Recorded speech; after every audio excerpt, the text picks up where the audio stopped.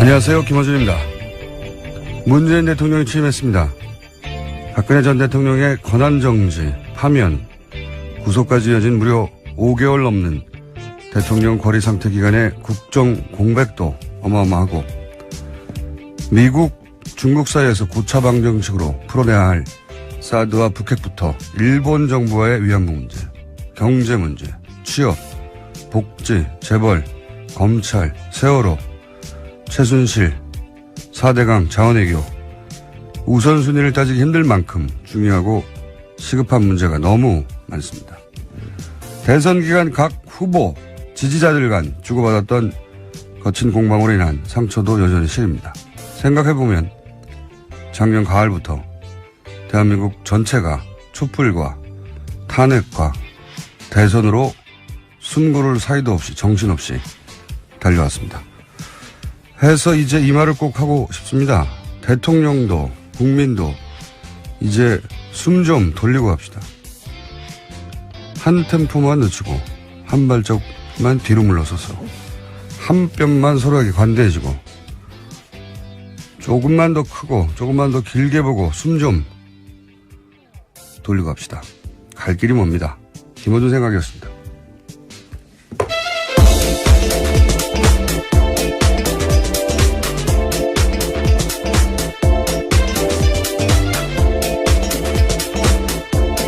시사인의 김은지입니다. 네. 어제 문재인 대통령이 굉장히 바빴어요, 보니까. 일정이 많았습니다. 네. 엄청 바쁘더라고요. 네. 우선 이제 취임식도 했고요. 네. 초간단했죠? 네, 국회에서 정말 간단하게 했는데 이례적으로 300명 자리밖에 만들지 않았었고요. 네. 또 예산도 딱히 들지 않았다고 합니다. 예산이 뭐 들 게 없더라고요, 보니까. 네, 박근혜 전 대통령 취임식 때 30억 넘게 들었다고 하던데요. 비교가 되죠.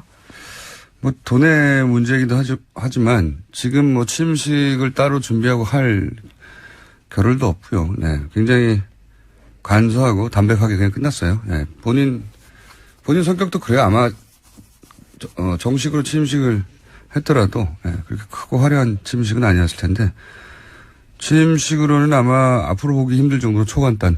네, 시민들과 셀카 같은 것들도 찍고요. 네. 굉장히 이례적인 상황들이 많이 보였습니다. 이제 앞으로 이제 5월에 그럼 대선이 계속 있느냐 이렇게 궁금하신 분들이 많던데 3월인 거죠. 네, 인수위 기간이 있기 때문입니다. 네, 3월에 앞으로는 이제 대선이 있는 겁니다. 네. 그러면 선거 운동 기간은 한겨울이 되는 거죠. 네, 굉장히 추울 때죠. 뭐 그런 일은 없어야겠지만 혹시라도 다음에 탄핵될 대통령은 가능하면 없어야죠. 여름에 좀 부탁드립니다. 없어야 합니다. 네. 한겨울에 이제 꽁꽁 손이 언 채로 유세도 해야 되고 지지자들도 예, 얼음판, 빙판으로 나가야 된다는 거냐. 그렇습니다. 여하간 앞으로는 3월에 있게 되는 겁니다. 대선은.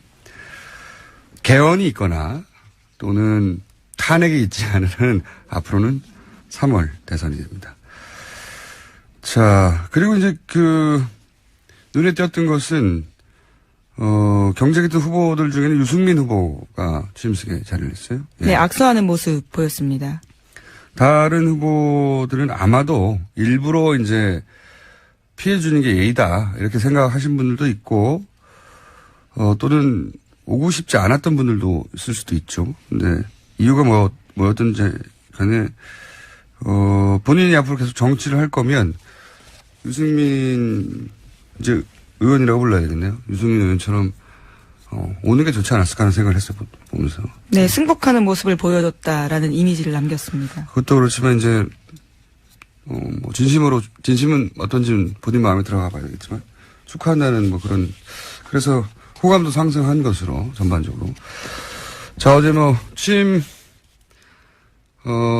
연설도 있었는데 못 들으신 분들 위해서 저희가 초압축 버전으로 잠깐 들려드리겠습니다. 저는 감히 약속드립니다. 2017년 5월 10일 이날은 진정한 국민 통합이 시작된 날로 역사에 기록될 것입니다. 광화문 시대 대통령이 되어 국민들과 가까운 곳에 있겠습니다. 사랑하고 존경하는 국민 여러분, 2017년 5월 10일 오늘 대한민국이 다시 시작합니다. 나라를 나라답게 만드는 대역사가 시작됩니다. 이 길에 함께 해 주십시오. 저의 신명을 바쳐 일하겠습니다. 감사합니다. 네. 뭐 이런 전반적인 내용의 취임사가 있었습니다. 저희가 짧게 20초 버전으로 압축했고. 자, 그리고 바로 한 일이, 여의도를 갔죠. 네, 취임식 전에요. 먼저 야당 지도부들을 찾았습니다. 예. 오전에요. 거기 먼저였나요? 예. 네, 그랬군요. 야당 지도부를, 원래 이제 당선되면 야당부터 찾겠다고 하긴 했었는데, 실제로. 이것도 이제 처음 있는 일이라, 언론의 주목을 많이 받았습니다. 자유한국당부터 정의당까지 쭉. 네, 당사를 방문하죠. 직접 찾기도 했었고요. 예. 그리고 이제, 뭐랄까, 긴장 관계 속에 말들이 오가기도 했고, 나를 좀 숨기고, 예. 왜냐면 뭐, 이틀 전까지 서로 나를 세우고 싸웠으니까 금방 그게 해결되진 않겠죠. 그래서, 나를 숨기고 서로 약간 모난 대화를 나누기도 했고, 예. 아주 재밌었던 건 정의당 방문했을 때 멘트예요. 예. 정의당을 방문했더니 노회찬 원내대표가 그런 말을 했죠. 우리 당사를 찾은 첫 번째 대통령이에요. 네. 그렇게. 인상 깊었습니다. 예. 그런 멘트도 있어서 간단하게 어떤 얘기 했는지, 예, 짚어보겠습니다. 남북관계, 안보 문제, 그리고 또 한미동맹, 이 부분은 저는 우리 자유한국당에서만 조금 협력해 주신다면 있지 않을까, 그렇게 기대를 하고요. 그래서 안보에 관한 중요한 정보들은 좀 공유해 나가서 함께 또 지혜도 모으고 그렇게 나가겠습니다. 네, 정우택 원내대표한테 하는 말입니다. 그러니까 이제 지금 남북 관계가 풀기 어려우니까 정보 공유할 테니 같이 좀 도와달라. 이렇게 돼서 정우택 원내대표는 이렇게 받았죠. 대통령께서 야당할 때보다 우리가 더 강한 야당이 될 것이다. 네, 맞받은 거죠. 예, 그러니까 좀 도와달라고 했더니 쉽지 않을 것이다. 우리가 더 강한 야당이 될 것이다. 사실은 자유한국당, 그 전에 새누리당 아니죠. 그 전에 쭉 거슬러 올라가면 한나라당. 한나라당 시절.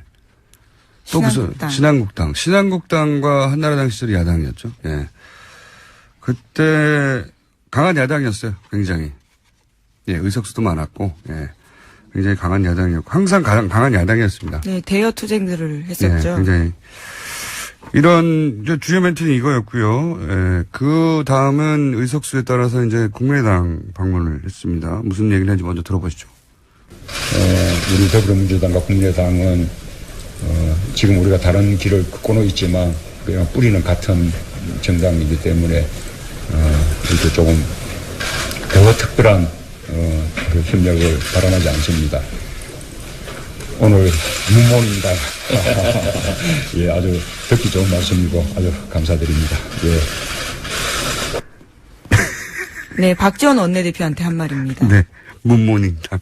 왜냐면요, 박지원 원내대표가 먼저 모두 발언을 했는데 그때 시작하는 말이 오늘 아침에는 굿모닝으로 하겠다 이렇게 네. 이야기했거든요. 이제 어제까지는 문모닝이었지만 오늘은 굿모닝으로 하겠다. 했더니 이제 그걸 받아서 예, 문모닝당. 예. 이게 날이 선 거예요, 서로 아직. 이 대화, 국민의당과의 대화가 가장 긴장감이 넘쳤어요. 또 많은 기자들의 관심을 모으기도 했고요. 그리고 이제 박지원 대표나 주승용 원내대표도 얼굴을 맞추지 않으려고, 예. 감정 처리가 아직 안 되는 상태인 거죠. 예. 뭐, 좀 더 이렇게 유연하게 했으면 훨씬 더, 뭐랄까, 더 강하게 보였을 텐데, 하여튼 이 장면은 나중에 계속 화제가 될 것 같아요. 두고두고, 예. 문인당. 바른정당도 물론 갔습니다. 예, 바른정당. 예, 연이어서 갔죠. 네, 들어보겠습니다. 우리 경제 위기뿐만 아니라 안보 위기, 특히 한미 동맹 더 튼튼히 하면서 또 남북 관계도 제대로 풀어 나가야 되는 이런 부분들에 대해서 특히 우리 바른정당에서 협력해 주신다면 훨씬 더 우리가 어려움을 헤쳐나가는데 큰 힘이 되지 않을까 그렇게 생각하고. 보수정당은 이제 남북 문제 풀 때 좀 도와달라는 말을 공통적으로. 네, 주호영 원내대표한테 한 말입니다. 네. 오히려 이제 바른정당은 좀 허기했습니다. 네. 탄핵에 대해서 이야기하면서 입장이 같았다라는 식의 이야기를 한 거죠. 바른정당이 오히려 국민의당이나 자유한국당보다는 분위기가 좋았다. 네. 그래서 뭐 특별히 저희가 짚을 대화는 없고요. 자, 그리고 그다음 저기당 잠깐 보겠습니다. 신상정 후보와는 어젯밤에 서로 축하와 위로를 나누는 그런 통화를 했습니다. 저는 정의당이 이번에 뜻을 이루지는 못했지만 그러나 정의당의 어떤 가치, 정책 지향 이런 것을 국민들에게 알리는 데는 저는 충분히 성공했다고 생각하고. 자, 그랬더니 이제 당사를 찾은 첫 번째 대통령 얘기 나왔던 거고요. 네, 노회찬 원내대표한테 한 말인데 노회찬 원내대표도 화답을 하면서 야당 정치인과 소주 한잔하는 대통령 모습 보고 싶다라는 식의 일종의 제안을 했습니다. 자, 근데 제가 보니까 토론회 때부터 훨씬 말을 잘하더라고요. 조금 더 편안해진 상태이기 때문으로 짐작되는데요. 토론회 때 그렇게 했으면 좀 더 표를 얻었죠. 자, 그리고 나서 이제 인선 발표하고 특이한 점은 인선을 대통령 본인이 기자회견하면서 네, 직접 했습니다. 네, 그래서 대본 없이 기자회견하고 질문을 하라고 그랬더니 이제 청와대 출입기자들이 질문이 준비가 안 돼가지고 질문이 없었어요. 그게 좀 이상했습니다. 보통 첫 인선하고 그러면 다른 나라도 뭐 백악관 이럴 때 엄청난 질문이 쏟아지는데 질문이 안 나와가지고. 아니, 뭐 자세한 내용들은 인선 당사자들한테 하라고 하긴 했었습니다. 대통령은 빠지고요. 물론 제가 말하는 건 그겁니다. 예. 대통령, 그러니까 당사자들이 이제 질문 받겠다고 했는데 그렇죠. 질문이 없었어요. 자, 인선으로는 뭐 국무총리 후보자, 대통령 비서실장 그리고 국정원장, 내정자 그렇게 발표됐고. 경호실장도 발표했습니다. 네, 경호실장도. 대통령이 임명할 수 있는 자리에는 크게 세 자리가 있어요. 즉각 임명할 수 있는 자리가 있고 비서실장이나 민정수석이나 경호실장. 네, 청와대 스태프들은 그렇습니다. 청문회 거치지 않고 바로 임명할 수 있습니다. 그리고 청문회를 거치는 것도 이제 두 종류가 있어요. 청문회를 거치되 국회 인준이 필요한 자리와 청문회를 거쳤지만 국회 인준은 필요 없는 자리. 이렇게 나뉘어요. 예. 헷갈리시겠지만. 그러니까 조금 더 중요하게 느껴지는 자리 있잖아요. 예를 들어서. 총리와 뭐, 장관. 예, 뭐 대법원장, 뭐 국무총리, 대법관, 감사원장, 헌재소장. 여기는 국회가 오케이 해줘야 되는 거고요. 장관이나 국정원장, 뭐 검찰총장, 국세청장, 뭐 경찰청장 등등등 이런 인사청문회를 거치지만 인주는 필요 없는 자리입니다. 그러니까 대통령이 인사청문회를 거친 다음에 본인이 하겠다고 하면 되는 자리. 그게 세 자리가 있습니다. 네. 근데 어제는 이제 그 중에서 국무총리와 그리고 비서실장은 그냥 가면 되는 거고요. 네, 임명 이미 된 거죠. 일을 하고 있습니다. 국무총리는 인준을 거쳐야 되는 거고요. 네, 국정원장은 인준은 거치지 않고 청문회는 꼭 해야 되는 인사고요. 그중에 어제 가장 화제가 된 건 이제 민정수석 내정자죠. 네, 직접 발표한 건 아닌데 내정되었다라는 언론 보도가 나왔습니다. 본인도 부인하지 않았으니까. 네, 서울대 조국 교수입니다. 네. 인터넷에서는 이제 이런 말도 많아요. 얼굴 패권주의라고. 적폐라고 막. 예.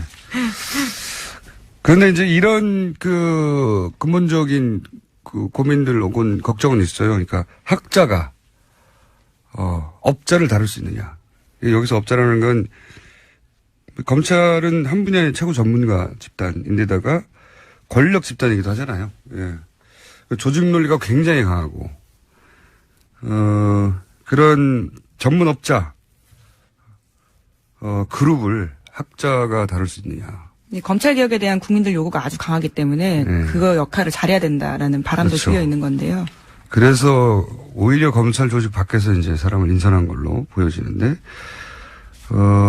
검찰 출신들을 통한 보좌를 제대로 받지 않으면 큰 어려움에 처할 수도 있다. 이것은 이제 검찰 출신들의 이야기입니다. 예. 네, 사정기관 장악해야 되기 때문에 이제까지 그런 논리로서 쭉 검찰 출신들이 해왔었는데 그런 개혁의 방향은 맞지 않았던 이번에는 거죠. 이제 그 조직을 장악한다기보다는 그 조직을 좀 바꿔보겠다고 그렇죠. 아예 내부 인사는 그 일을 못할 테니 오히려 외부 인사를 데려온 것인데 그렇지만 역시 학자가 업사를 다룰 수 있겠느냐. 어쩌면은 이 임무만 하고 조국 교수는 빠질 수도 있죠. 네, 그럴 수도 있을 수 있습니다. 많은 기대와 우려가 동시에 교차하는 자리고 국정원장에 대해서는 말들이 없어요. 굉장히 적임자다 하는 얘기가 많습니다. 네, 이미 국정원 3차장을 지낸 바가 있습니다. 네, 그리고 이제 남북 문제가 굉장히 지금 꼬여 있는데 제가 알기로는 김정일 당시 국방위원장을 가장 많이 만난 남한 사람이에요. 네, 그렇게 알려져 있습니다. 예. 실제 2000년 당시 이제 김대중 전 대통령의 정상회담도 준비했었고, 예. 그리고 3차장도 했었고, 해서 이 이상 문재인 인력풀 중에 이 이상의 적임자가 있느냐.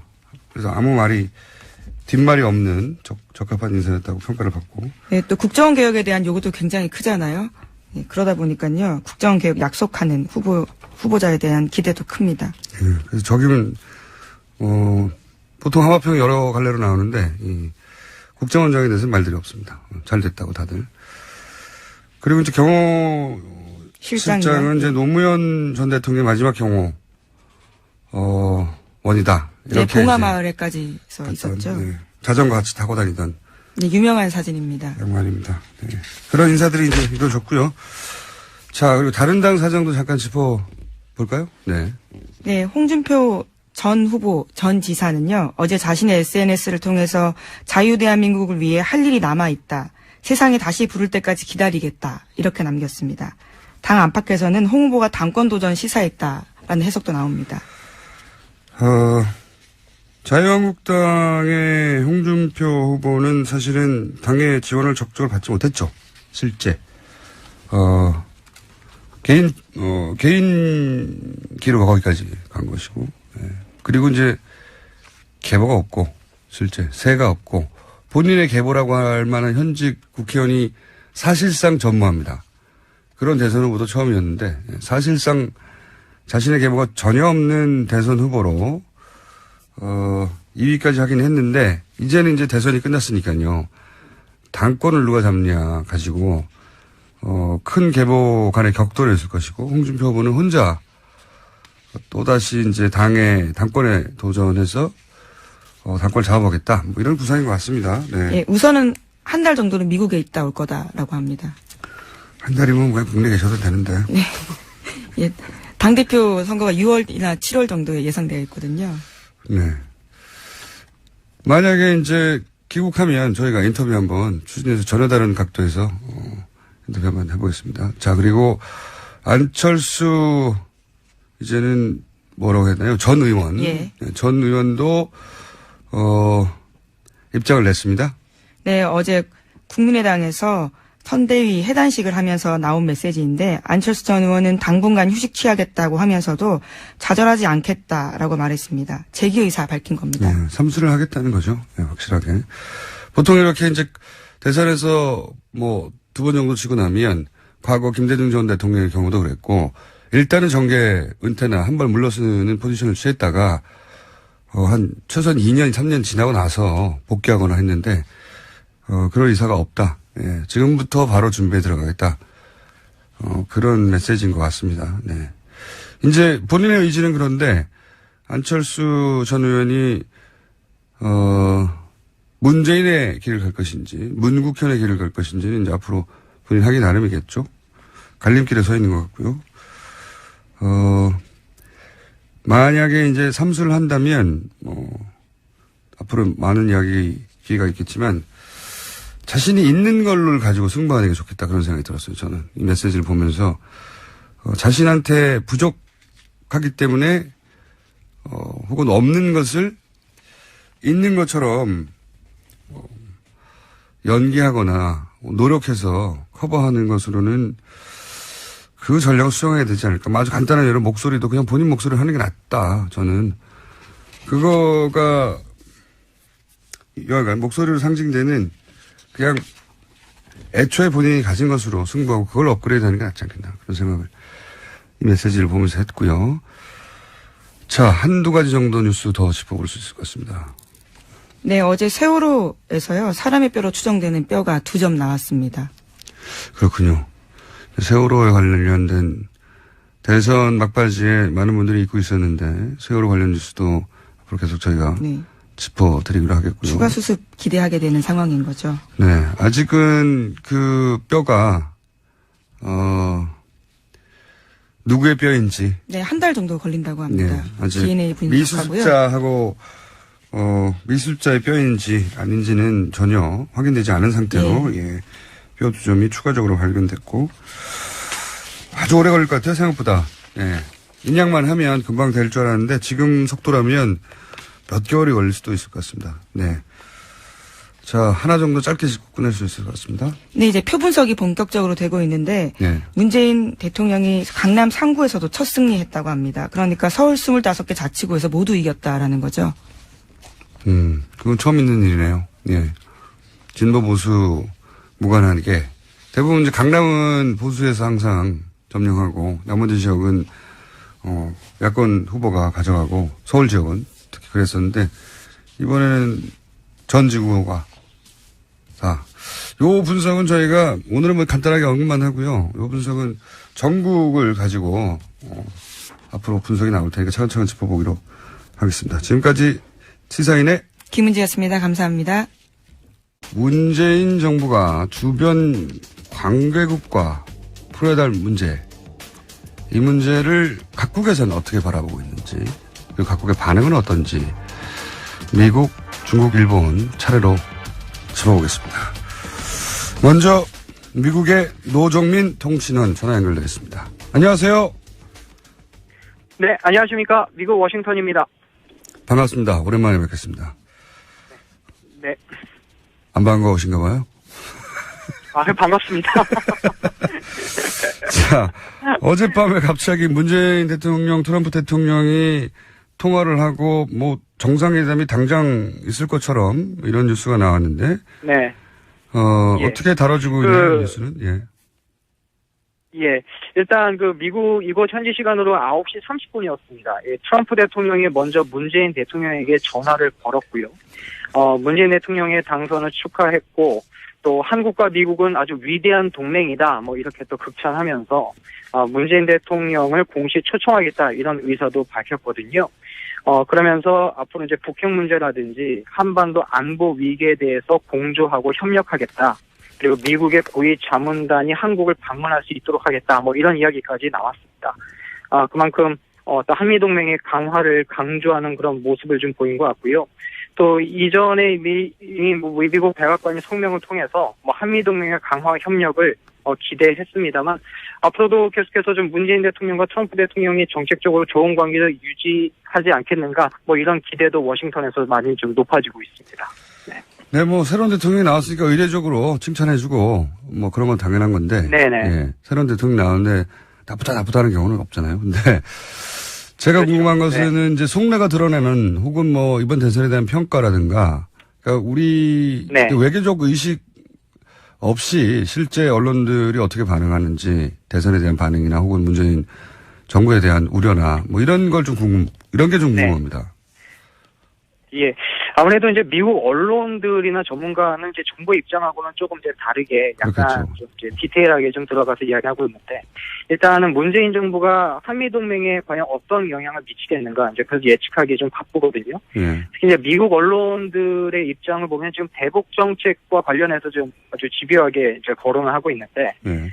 특히 문재인 정권의 그 대북 정책이 과연 그 미국 트럼프 행정부와 같이 갈 수 있겠느냐. 이것 때문에 그 양국 한미 관계에 좀 금이 가지 않겠냐, 이런 관측을 많이 내놓고 있습니다. 네. 그래서 오늘 또 제가 뭐 워싱턴에서 열린 한 또 그 토론회 좀 제가 좀 다녀왔는데 예. 거기서도 좀 전문가들 사이에서 이런 우려를 많이 내놓고 있거든요. 예, 예. 특히 뭐 사드 배치 문제라든가 뭐 대북 정책이라든가 뭐 이런 부분에 대해서 좀 한미 관계에 있어서 좀 균열이 좀 생기지 않겠는가 이런 우려의 목소리도 사실 있습니다. 네. 미국의 입장과 지금 문재인 정부의 입장은 사드에 대해서는 배치되니까요, 현재. 네. 그 대선에 대한 평가는 어떻습니까? 그런 평가들도 나올 법한 특이한 대선이었기 때문에. 예. 그 사실 이번에 그 문재인 대통령이 어떻게 승리했다고 보느냐 뭐 이런 질문들이 좀 많이 나오는데 예. 제가 오늘도 뭐 전문가들하고 이야기를 좀 나눠보니까 이제 아무래도 이제 새로운 변화와 개혁을 요구하는 어떤 그 국민의 열망에 이제 문재인 대통령이 이제 등장했다 이제 이런 이야기도 있지만 사실 그 보수 세력의 어떤 그 분열, 또 보수 세력이 힘을 많이 잃은 점도 사실 문재인 정권이 탄생하는데 많이 좀 긍정적인 작용을 했다 뭐 이런 평가가 좀 있더라고요. 그러면서 미국 언론들은 아무래도 이제 그 한국 민주주의에 대해서 좀 높게 평가하는 그런 분위기도 있었는데 사실 촛불 집회 때부터 좀 한국의 정치 상황을 좀 많이 봐왔거든요. 근데 사실 이제 평화적으로 이렇게 7개월 정도 혼란 기간을 거치면서도 평화적으로 이렇게 정권 교체를 이뤄낸 한국의 어떤 민주주의에 대해서 좀 많이 극찬하는 그런 기사들도 쉽게 볼 수가 있습니다. 제가 이제 어제 그런 생각을 했었었는데 제가 교과서로 보던 소위 이제 프랑스 혁명인이 이런 이야기들 민주주의를 뭐랄까요?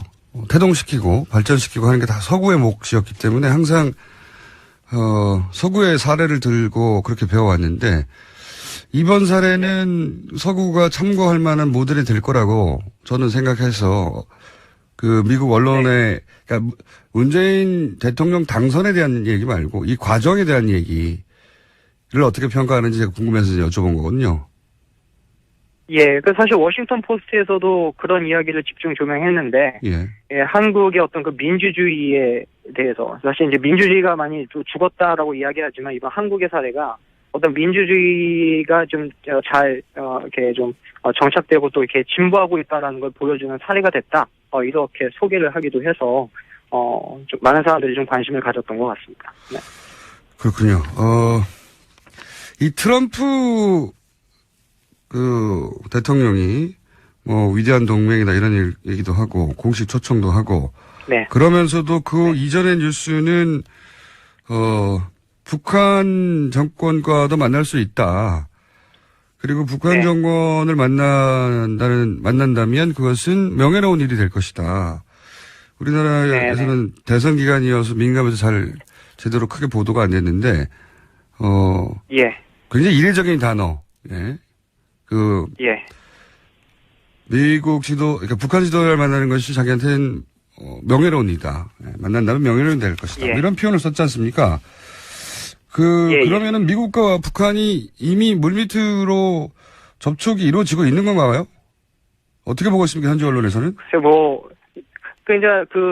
그렇잖아도 지금 노르웨이 오슬로에서 북한 관리하고 그다음에 미국의 전문가들, 전직 관리들이 이제 만났잖아요. 네네. 근데 일단 미국 국무부에서는 사실 정부하고는 전혀 관련이 없다 그런 이야기를 하고 있지만, 사실 이제 그 전직 관리들이나 전문가들이 만나고 나면 이제 그 뒷 이야기나 북한의 의도를 사실 이제 미국 정부에 전달하거든요. 그러니까 전혀 무관하다고라고는 볼 수 없지만, 근데 이제 말씀하신 대로 지금 미국 행정부의 대북 정책 기조가 이제 2주 전에 나왔는데, 물론 이제 북한에 대해서 경제적 제재를 강화하면서도 북한과 협상의 문을 열어두겠다. 이것이 이제 트럼프 행정부의 대북 정책 기조입니다.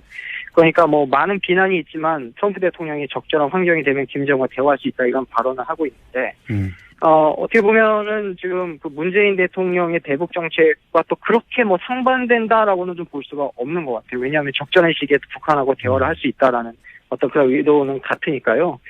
그래서 오늘 미국 내에서도 대화를 주장하는 인사들도 많은데, 사실 오늘 제가 세미나에 다녀왔습니다만 한 가지 눈에 띄는 이야기가 이 많은 사람들과 언론들이 문재인 대통령의 대북 정책을 좀 잘못 이해하고 또 잘못 보도하고 있다 이런 이야기 하거든요. 어떤 의미에서? 그러니까 문재인 대통령이 그러니까 문재인 대통령이 무조건 북한을 퍼주고 북한을 지원하겠다라는 것이 아니라 한미 동맹을 철저히 지키는 것을 바탕으로 해서 한반 비핵화를 이루는 과정 가운데 모든 평화적인 방법을 동원하겠다. 뭐 이런 의미니까 좀 오해하지 말아달라고 그런 이야기를 좀 미국 사람들에게 많이 좀 전하더라고요. 그래서 실제 미국 전문가들 사이에서도 아마 문재인 대통령이 좀 평화적인 방법을 많이 시도하지 않겠는가 뭐 이런 전망도 좀 나옵니다. 예. 사드 관련해서는 어떤 보도가 있습니까? 예. 사드는 일단 그 미국 측에서는 사드 배치에 대해서는 굉장히 필요하다라는 견해가 아주 우세한데요. 네. 그런데 미국 전문가들 사이나 미국 내에서는 이 사드 비용 문제에 관해서는 기존의 합의대로 한국이 지불할 필요가 없다라는 목소리가 더 많습니다. 그렇군요. 근데 제가 좀 이렇게 뒷얘기를 좀 들어보면 그 사드 배치 비용에 관해서 아직 미국 내에서도 좀 정리가 잘 안 돼 있는 분위기다 이런 이야기를 좀 듣거든요.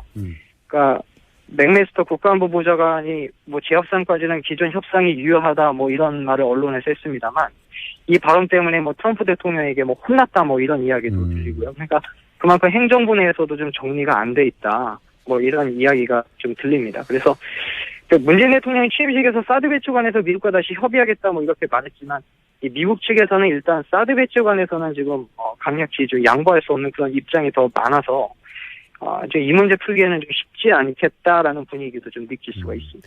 알겠습니다. 오늘은 전반적인 분위기 여기까지만 듣겠습니다. 다음에 한 번 더 모시겠습니다. 감사합니다. 네, 고맙습니다. 네, 지금까지 미국 노영민 통신원이었습니다. 이번엔 중국 가보겠습니다. 이재민 통신원, 안녕하세요. 안녕하십니까. 이재민입니다. 네, 죄송합니다. 이재민 통신원. 목소리 너무 좋으신. 네. 감사합니다. 자, 저도 이제 그 외신 보도 정리된 걸 봤는데, 중국이 이번 대선에 대해서 과거 우리 대선에 비하자면 굉장한 관심을 보이는 것 같더라고요. 네, 그렇습니다. 흔히 비상한 관심을 보인다 이런 얘기 언론에서 많이 하시는데요. 평소와 달리 굉장히 뜨거운 관심, 정말 그런 것 같습니다.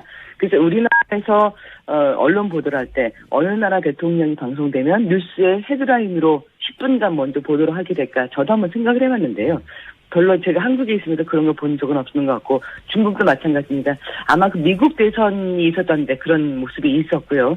이번에 한국 대선에 대해서도 굉장히 많은 관심을 갖는 것을 볼 수 있었습니다. 거의 그 개표 방송이 시작되자마자 많은 보도들이 계속 나왔고요. 그리고 당선이 확정되는 과정 등등 여러 가지 사실이 더 기정사실화되면서 보도 시간이 길어지고 더 앞으로 빠지고 한국 뉴스가 중국의 모든 뉴스보다 가장 먼저 보도되는 것을 볼 수 있었고 많은 신문들은 일면 전체 기사로 게재를 했습니다. 그러니까 저도 이제 중국에 계신 몇 분한테 들었는데 뭐 이런 일은 처음이라고 우리나라 개표 상황을 중국에서 뭐 실시간으로 중계하고 그런다고 이런 일이 없었는데 그만큼 이제 아마도 사드 관련해서 최근에 중국과 미국의 긴장 그리고 뭐 중국과 우리 경제 문제도 있고 사드 관련해서 사드 문제 때문에 이렇게 관심이 커진 거 아닐까요? 네, 그렇습니다. 그 사드라는 것이 사실 중국에 있어서 과연 그 전략적으로 봤을 때 그렇게나 관건인가, 이 사드가 들어오느냐 안 들어오냐가 중국의 이익에 철저하게 관여가 될 것인가, 이것에 대해서 그렇다, 아니다, 그 얘기는 좀 나뉩니다. 사드라는 것이 중국에서 봤을 때 사실 전략적인 의미도 있지만은 전체적으로 봤을 때 한국이 과연 미국 쪽으로 완전히 편향하지 않을 것인가를 보는 방향계 정도로 보는 의미도 상당히 있는데요. 이런 것 때문이라도 사드에 대한 그런 관심이 굉장히 극대화됐다고 할 수 있겠습니다. 일단 결론 먼저 보자면은 굉장히 많은 그런 분석들이 나왔습니다. 일단 그 국회의원 당시에 가지고 있었던 문재인 대통령의 태도, 어떤 사드에 대해서 했던 이야기들, 이것이 세세하게 보도가 되었는데요. 결론 먼저 말씀을 드리자면은 그럼에도 불구하고 아마 쉽게 사드에 대한 배치 처리를 결정하기는 정말 쉽지 않을 것이다. 이미 도착해 있고 그리고 이렇게 표현합니다. 한국에게 있어서 가장 중요한 것이 미국과의 관계일진데 이것을 강조를 하고 그런 관계 속에서 사드 배치 철회하는 것은 굉장히 문재인 대통령으로 힘든 결정이다. 쉽지 않을 것이다. 라고 얘기를 하고 있습니다. 중국의 전망도 중국이 이제 오랫동안 한국에 압력을 가해오긴 했지만 그렇다고 해서 문재인 정부가 사드를 철회한다거나 그런 결정 쉽게 나지는 않을 것이다. 그런 기대를 하고 있지는 않군요. 중국도. 기대는 어느 정도 하고 있기는 합니다만은 과연 그럴 수 있을까? 뭐 이 정도의 생각 분위기들이 많이 느껴지고 있습니다. 그러면 문재인 정부를 바라보는 어떤 그러니까 사드 문제 외에 전반적인 분위기는 어떻습니까? 뭐 예를 들어서 우리가 트럼프 대통령이 당선되고 나서 트럼프 대통령의 당선 자체를 한편에서는 이게 굉장히 코미디 아니냐 이렇게 받아들이기도 했단 말이죠. 예. 뭐 지금은 네네. 그렇게 말할 수는 없는데 그때는 워낙 네. 언론을 통해서 극단적인 인물로 묘사됐기 때문에 그 중국에서는 문재인 대통령에 대해서 어떤 식의 묘사나 어떻게 받아들이나요? 굉장히 좀 쉽게 말하자면 좋은 사람이 됐다. 굉장히 환영할 만한 일이다. 이런 분위기가 굉장히 많습니다. 특히 그 시진핑 주석이 당선 발표 후에 바로 축전을 보냈고요. 이 축전 보내고 나서 이것을 외교부 대변인이 또 바로 발표하는 모습 볼 수 있었습니다. 중국의 전반적인 분위기 보면은 뭐 사회적으로 예전에 우리가 생각했던 공산당 감시 체제 이런 것이 막 이렇게 있진 않지만요. 주석이 일단 좋은 표현을 하고 나면 그 밑으로 전체 정부 체계 그 또 관련된 국민들 정서까지 굉장히 빠르게 움직이는 것을 볼 수 있습니다. 축전을 아주 빠르게 보냈다라는 것은 좋은 시그널, 아주 한국과 잘 지내고 싶다라는 시그널을 보냈다고 할 수 있는데요. 대화를 할 만한 좋은 대통령과 함께 이야기를 할 수 있게 되었다. 이런 등등의 표현이 중국 언론에 많이 나오고 있고요. 그는 늘 무척 진지하다라는 표현 등등이 많이 나오고 있습니다. 보통 그 대통령 당선되고 나면 평가하면서 그는 이런 면이 좋고 이런 면은 좀 아쉽다. 이런 양반된 그런 보도를 아무래도 하게 되는데요. 어제 봤던 보도에서 문재인 대통령에 대한 부정적인 보도, 걱정스러운 보도는 찾아보기가 어려웠습니다. 중국 입장에서는 환영할 만한 당선자다 이렇게 받아들였나 봅니다. 네. 진지하다는 맞죠. 예. 항상 진지하다. 저도 이제 그 몇 기사를 번역해서 번역한 걸 봤는데 진지하다도 있지만 진지하게 상대해야 할 대통령이다. 뭐 이런 표현도 있더라고요. 예. 네, 그렇습니다. 그냥 뭐 진지하게 상대하는 게 뭐 조심해야 될 인물이다 그런 식은 아니고요. 중국의 업무를 봤을 때는 좋은 진지하게 잘 이야기를 나눌 만한 대화 상대이다. 뭐 이런 표현이었습니다. 알겠습니다. 경제 부분은 어떻습니까? 이제 사드 때문에 제재 조치를 중국에서는 아니라고 하지만 공식적으로는 아니라고 하지만 실제로는 많이 받고 있었지 않습니까? 변화가 있을까요? 네, 일단은 아까 제가 말씀드린 것처럼 이제 위에서 어떠한 태도를 보이느냐에 따라서 정말 그 밑으로 쭉 계속 연결이 되면서 태도들이 많이 바뀌게 되는데요. 어제 제가 저희 회사는 이제 그 중국의 한국 물건을 마케팅을 하는 그런 일을 하고 있습니다. 네. 그러다 보니까 아무래도 이 사드 국면이 영향받았었는데 축하한다는 전화, 메시지 이런 것도 중국 분들한테 꽤 많이 받았습니다. 예, 문재인 대통령이 당선을 축하한다고 저한테 보내셔가지고 제가 그 어떤 그 당선을 누구를 지지한다고 표현을 한 적이 없었는데 왜 이렇게 표현을 할까 뭐 이런 생각을 할 정도였습니다. 앞으로 많이 개선이 될 것이라는 기대 섞인 전망들과 함께 아마 그런 연락을 하지 않았을까 싶은데요. 중국으로서도 예. 바로 옆에 있는 나라 한국과 이렇게 껄끄럽고 불편하게 지내는 게 하나도 기쁜 일은 아니었고요. 경제적으로 좋고 또 사실 그 중국과 최근 둘러싼 그 주변 국가들하고 그렇게 사이가 좋은 나라가 많지가 않습니다.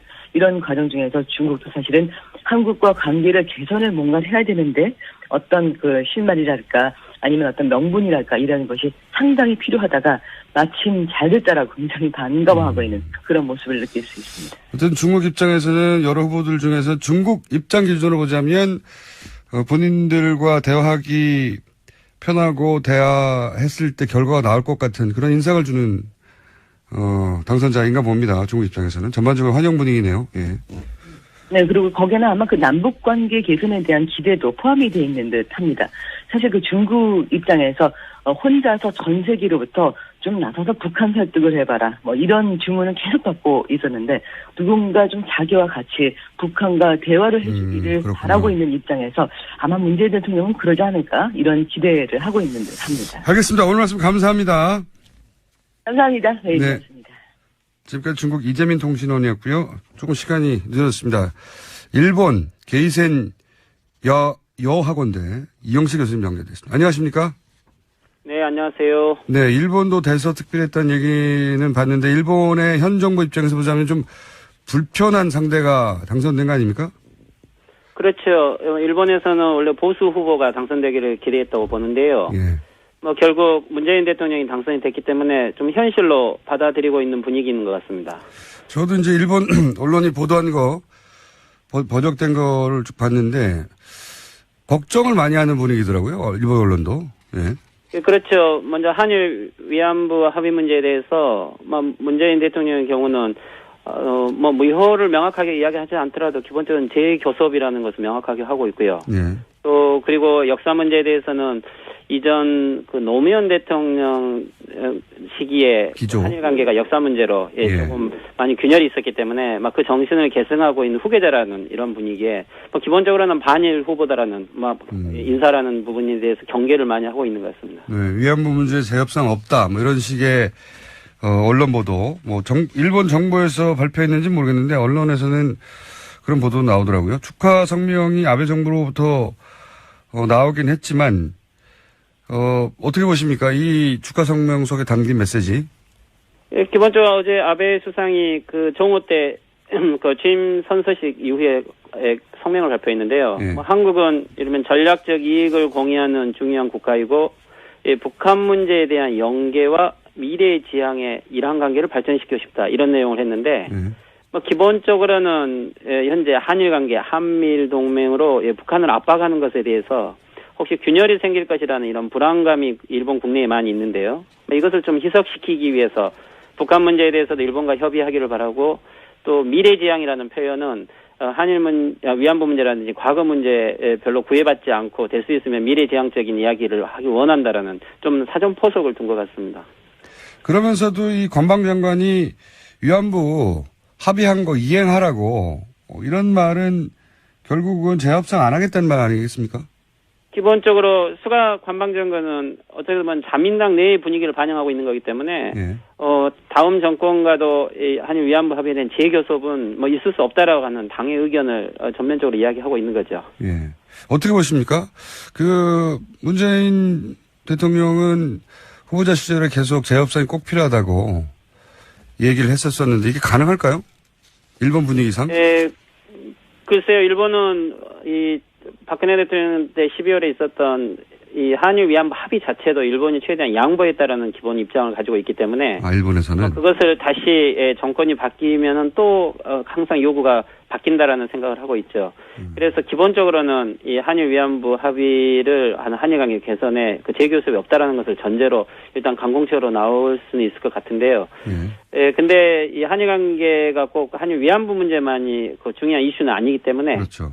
한일 위안부 문제를 처음에 첫 입구로 두기보다는 한일 간의 관계 개선 속에서 이것을 다른 어떤 방향으로 안건을 좀 제3자로 분리한다든지 이런 식으로 조금 대응책을 바꾸면은 아베 정권 내에서도 한일 관계 개선을 좀 더 요구하고 있기 때문에 위안부 문제에 대해서는 좀 다른 방식을 생각할 필요가 있을 것 같습니다. 그렇군요. 일본은 지금 우리나라 새로운 정부에 대한 관심이 워낙 많아가지고 총리 내정자나 인선에 대해서도 관심을 표명한다고 하는데 예를 들어서 이낙연 총리 내정자에 대해서는 어떻게 반응합니까? 기본적으로 일단 일본 미디어가 문재인 대통령에 대해 많은 경계를 하고 있고요. 네. 특히 그중에서 문재인 대통령 자신에 대한 정보를 거의 갖고 있지 않습니다. 그래서 어제 같은 경우도 저도 일본 방송에 어제 계속 나가면서 제일 물어보는 게 이 문재인 대통령 개인에 대한 여러 사정도 있지만 특히 예를 들면 김종숙 퍼스트 레이디에 대한 보도를 하는 것들을 보면 이제 어떤 식으로든지 문재인 인맥에 대한 많은 정보를 요구하는 것 같고요. 특히 그 중에서 많이 반일적인 이런 정책을 쓸 거라고 생각했는데 국무총리 내정자가 이낙연 현 도지사 같은 경우는 동아일보 특파원으로 일본에서 오랫동안 언론 활동을 하셨고요.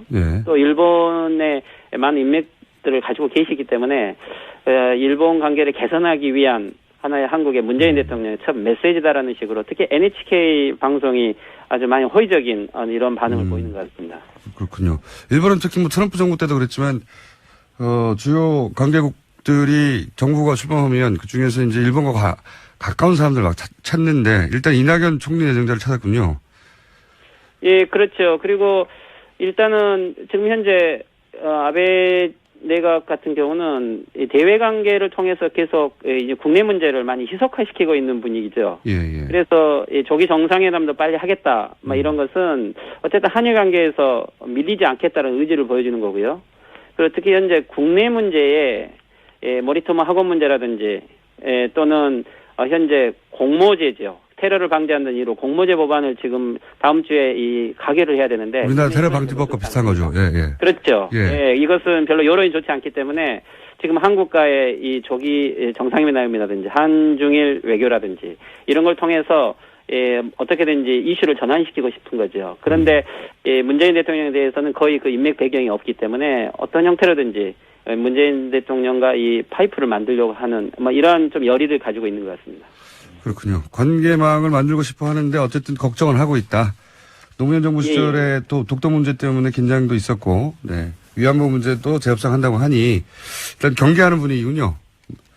예, 그런데 이제 많은 이렇게 정보, 특히 미디어가 의외로 한국의 역시 박근혜 대통령 탄핵 이후에 한국이 많이 불안한 모습을 보여서 오히려 일본이 더 불안감을 느꼈는데 새로운 대통령이 되었기 때문에 어떻게 보면 한일 관계가 새롭게 다시 재설정될 수 있는 찬스다라고도 생각을 하고 있는 것 같고요. 예, 그런 의미에서 미디어의 보도는 어떻게 보면은 많이 경계와 반일과 또는 친북 인사라는 큰 경계를 하면서도 한국에 대한 새로운 가능성에 대한 모색도 하는 이런 분위기인 것 같습니다. 알겠습니다. 감사합니다. 예, 수고하십시오. 이영채 게이센 유학교. 안녕하세요. 김어준입니다. 문재인 대통령이 취임했습니다.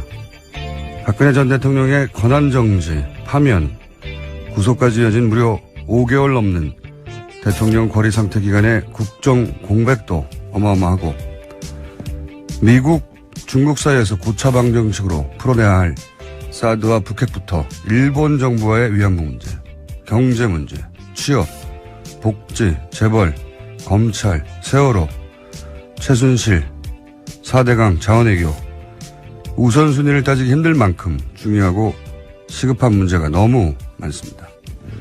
대선 기간 각 후보, 지지자들 간 주고받았던 거친 공방으로 인한 상처도 여전히 심입니다.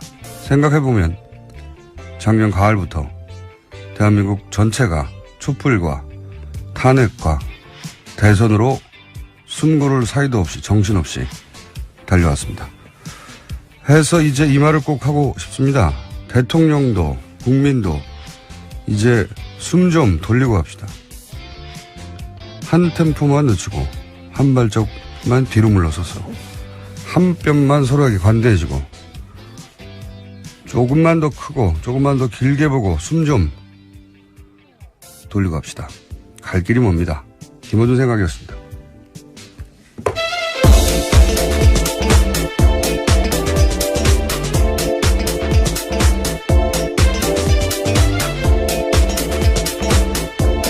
시사인의 김은지입니다. 네. 어제 문재인 대통령이 굉장히 바빴어요, 보니까. 일정이 많았습니다. 네. 엄청 바쁘더라고요. 네. 우선 이제 취임식도 했고요. 네. 초간단했죠? 네, 국회에서 정말 간단하게 했는데 이례적으로 300명 자리밖에 만들지 않았었고요. 네. 또 예산도 딱히 들지 않았다고 합니다. 예산이 뭐 들 게 없더라고요, 보니까. 네, 박근혜 전 대통령 취임식 때 30억 넘게 들었다고 하던데요. 비교가 되죠. 뭐 돈의 문제이기도 하지만 지금 뭐 취임식을 따로 준비하고 할 겨를도 없고요. 네, 굉장히 간소하고 담백하게 그냥 끝났어요. 네, 본인 성격도 그래요. 아마 정식으로 취임식을 했더라도 그렇게 크고 화려한 취임식은 아니었을 텐데 취임식으로는 아마 앞으로 보기 힘들 정도로 초간단. 네, 시민들과 셀카 같은 것들도 찍고요. 네. 굉장히 이례적인 상황들이 많이 보였습니다. 이제 앞으로 이제 5월에 그럼 대선이 계속 있느냐 이렇게 궁금하신 분들이 많던데 3월인 거죠. 네, 인수위 기간이 있기 때문입니다. 네, 3월에 앞으로는 대선이 있는 겁니다. 네. 그러면 선거 운동 기간은 한 겨울이 되는 거죠. 네, 굉장히 추울 때죠. 뭐 그런 일은 없어야겠지만 혹시라도 다음에 탄핵될 대통령은 가능하면 없어야죠. 여름에 좀 부탁드립니다. 없어야 합니다. 한 겨울에 이제 꽁꽁 손이 언 채로 유세도 해야 되고 지지자들도 얼음판, 빙판으로 나가야 된다는 거냐. 그렇습니다. 여하간 앞으로는 3월에 기대는 겁니다. 대선은. 개헌이 있거나 또는 탄핵이 있지 않은 앞으로는 3월 대선이 됩니다. 자, 그리고 이제 눈에 띄었던 것은, 경제기득 후보들 중에는 유승민 후보가 취임식에 자리를 했어요. 예. 네, 악수하는 모습 보였습니다. 다른 후보들은 아마도 일부러 이제 피해주는 게 예의다, 이렇게 생각하신 분들도 있고, 또는 오고 싶지 않았던 분들도 있을 수도 있죠. 근데 이유가 뭐였든지 간에, 본인이 앞으로 계속 정치를 할 거면 유승민, 이제 의원이라고 불러야겠네요. 유승민 의원처럼, 오는 게 좋지 않았을까 하는 생각을 했어요, 보면서. 네, 승복하는 모습을 보여줬다라는 이미지를 남겼습니다. 그것도 그렇지만 이제, 진심은 어떤지는 본인 마음에 들어가 봐야겠지만, 축하한다는 그래서 호감도 상승한 것으로, 전반적으로. 자, 어제 취임, 연설도 있었는데, 못 들으신 분들 위해서 저희가 초압축 버전으로 잠깐 들려드리겠습니다. 저는 감히 약속드립니다. 2017년 5월 10일, 이날은 진정한 국민 통합이 시작된 날로 역사에 기록될 것입니다. 광화문 시대 대통령이 되어 국민들과 가까운 곳에 있겠습니다. 사랑하고 존경하는 국민 여러분, 2017년 5월 10일 오늘 대한민국이 다시 시작합니다. 나라를 나라답게 만드는 대역사가 시작됩니다. 이 길에 함께 해 주십시오. 저의 신명을 바쳐 일하겠습니다. 감사합니다. 네. 이런 전반적인 내용의 취임사가 있었습니다. 저희가 짧게 20초 버전으로 압축했고. 자, 그리고 바로 한 일이, 여의도를 갔죠. 네, 취임식 전에요. 먼저 야당 지도부들을 찾았습니다. 예. 오전에요. 거기 먼저였나요? 예. 네, 그랬군요. 야당 지도부를, 원래 이제 당선되면 야당부터 찾겠다고 하긴 했었는데, 실제로. 이것도 이제 처음 있는 일이라, 언론의 주목을 많이 받았습니다. 자유한국당부터 정의당까지 쭉. 네, 당사를 직접 찾기도 했었고요. 예. 그리고 이제,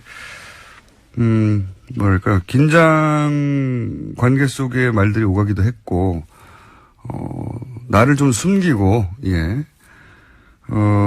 왜냐면 이틀 전까지 서로 나를 세우고 싸웠으니까 금방 그게 해결되진 않겠죠. 그래서, 나를 숨기고 서로 나뉘어요. 예. 헷갈려지겠지만.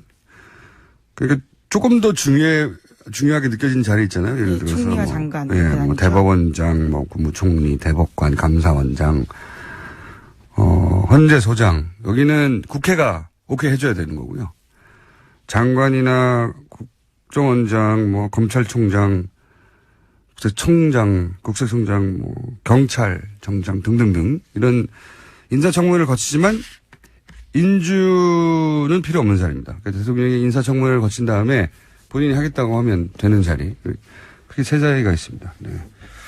근데 어제는 이제 그 중에서 국무총리와 그리고 비서실장은 그냥 가면 되는 거고요. 네, 임명 이미 된 거죠. 일을 하고 있습니다. 국무총리는 인주를 거쳐야 되는 거고요. 네네. 네. 국정원장은 인주는 거치지 않고 청문회는 꼭 해야 되는 인사고요. 그중에 어제 가장 화제가 된 건 이제 민정수석 정도죠.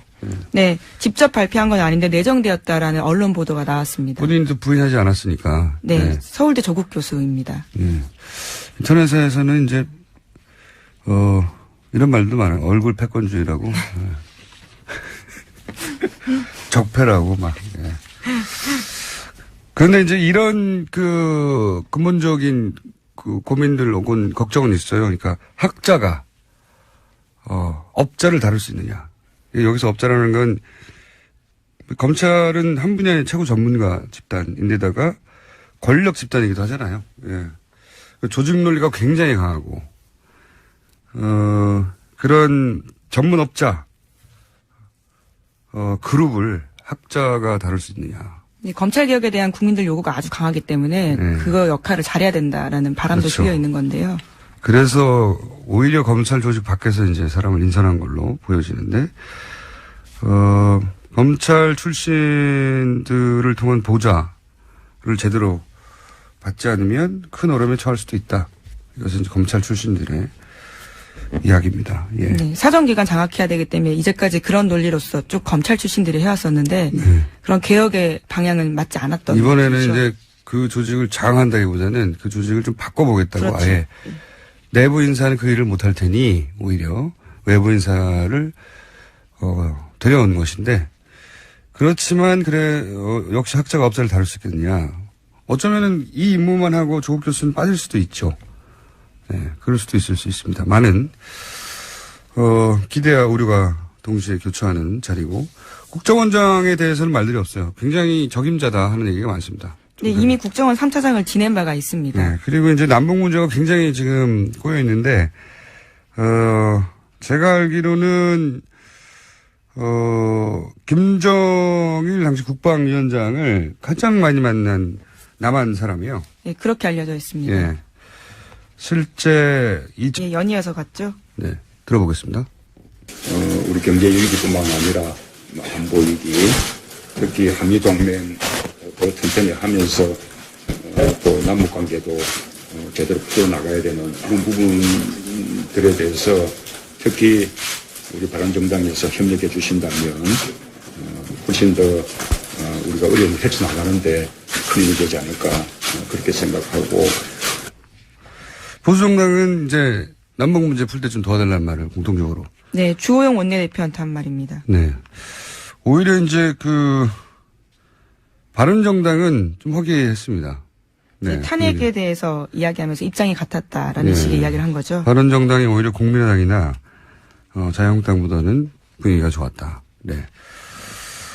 그래서 뭐 특별히 저희가 짚을 대화는 없고요. 자, 그리고 그다음 정의당 잠깐 보겠습니다. 신상정 후보와는 어젯밤에 서로 축하와 위로를 나누는 그런 통화를 했습니다. 저는 정의당이 이번에 뜻을 이루지는 못했지만 그러나 정의당의 어떤 가치, 정책 지향 이런 것을 국민들에게 알리는 데는 저는 충분히 성공했다고 생각하고. 자, 그랬더니 이제 당사를 찾은 첫 번째 대통령 얘기가 나왔던 거고요. 네, 노회찬 원내대표한테 한 말인데 노회찬 원내대표도 화답을 하면서 야당 정치인과 소주 한잔하는 대통령 모습 보고 싶다라는 식의 일종의 제안을 했습니다. 자, 근데 제가 보니까 토론회 때부터 훨씬 말을 잘하더라고요. 조금 더 편안해진 상태이기 때문으로 짐작되는데요. 토론회 때 그렇게 했으면 좀 더 표를 얻었죠. 자, 그리고 나서 이제 인선 발표하고 특이한 점은 인선을 대통령 본인이 기자회견 하면서 네, 직접 했습니다. 예, 그래서 대본 없이 기자회견하고 질문을 하라고 그랬더니 이제 청와대 기자들이 질문이 준비가 안 돼가지고 질문이 없었어요.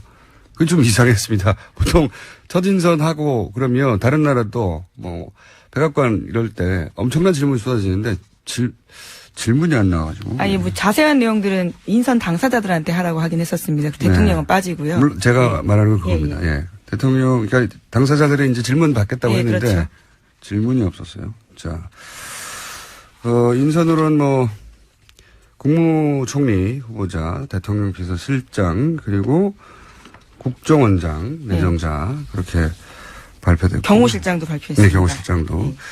대통령이 임명할 수 있는 자리에는 크게 세 자리가 있어요. 즉각 임명할 수 있는 자리가 있고 비서실장이나 민정수석이나 경호실장. 네, 청와대 네. 스태프들은 그렇습니다. 청문회 거치지 않고 바로 임명할 수 있습니다. 그리고 청문회를 거치는 것도 이제 두 종류가 있어요. 청문회를 거치되 국회 인준이 필요한 자리와 청문회를 거쳤지만 국회 인준은 필요 없는 자리. 이렇게 약간 모난 대화를 다루기도 했고. 예.